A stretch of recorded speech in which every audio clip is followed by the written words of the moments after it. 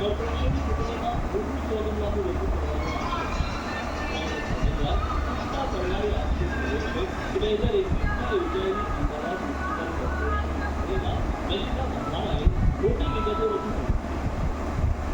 કોંગ્રેસ ઉમેદવાર પુષ્પાબેન પરમારને આ મામલે જાણ થતાં તેમણે રિટર્નિંગ ઓફિસર અને ચૂંટણી કમિશનમાં ફરિયાદ કરી હતી, પરંતુ તેઓને કોઈ પણ પ્રકારનો જવાબ આપવામાં આવ્યો નહોતો.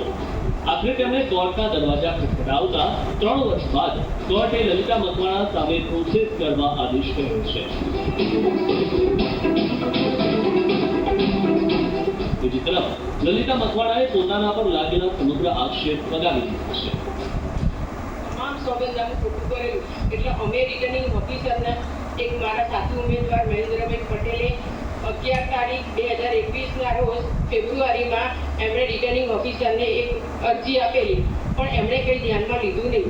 અમે પોલીસ પેલા મુખ્ય ચૂંટણી અધિકારીને ફરિયાદ કરી, પોલીસ કમિશનરને કરી, પણ કોઈએ આમાં ધ્યાન આપ્યું નહીં. પછી અમે આ માટે જઈને અમે પોલીસ કોર્ટમાં ફરિયાદ કરી અને કોર્ટમાં ફરિયાદ કરી તો પોલીસને તપાસના આદેશ આપ્યા. તો એમાં જાણવા મળ્યું કે એણે સોગંદનામું ખોટું કર્યું છે.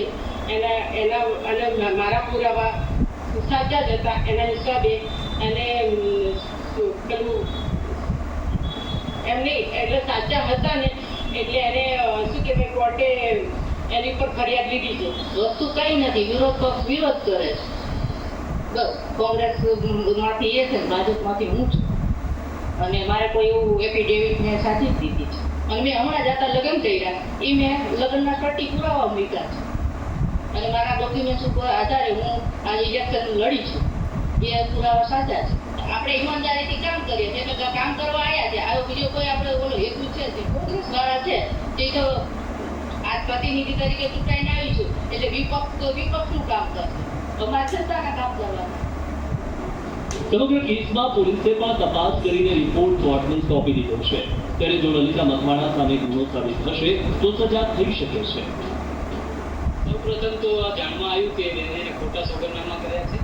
એ પુરાવા અમને મળી આવતા અમે બધે જાણ કરેલી, પણ કોઈ કાર્યવાહી ના થતા ના છૂટકે બેને કોર્ટમાં ફરિયાદ કરેલી અને કોર્ટે પોલીસ તપાસનો ઓર્ડર કરેલો. પોલીસ તપાસનો રિપોર્ટ આવતા એમાં પુરાવાઓ બધા મળી આવ્યા છે કે એમના અગાઉના સસરાનું નિવેદન છે, એમના બાળકોના નિવેદન છે, એમને હાલમાં નવા લગ્ન કર્યા છે, એનું મેરેજ સર્ટિફિકેટ પણ એમને રજૂ કરેલું છે, નવા પતિનું બી નિવેદન છે. એના આધારે નામદાર કોર્ટમાં પુરાવા જણાયા આવતા પ્રાઇમરી લેવલે કેસ બનતો હોય તો નામદાર કોર્ટે પ્રોસેસનો હુકમ કરેલ છે. હવે આગળ ક્રિમિનલ કેસ તરીકે આગળ ચાલશે. કોંગ્રેસના ઉમેદવાર પુષ્પા પરમારે સોગંદનામાની હકીકત ખોટી હોવાની ફરિયાદ કરી, તેમ છતાં તે સમયે કેમ તપાસ ન કરાઈ તે મોટો સવાલ છે. ત્યારે હવે લલિતા મકવાણા સામે ગુનો સાબિત થાય તો પક્ષ દ્વારા તેની સામે શું કાર્યવાહી થશે તે જોવું. દર્શન રાવલ, BTV ન્યૂઝ, અમદાવાદ.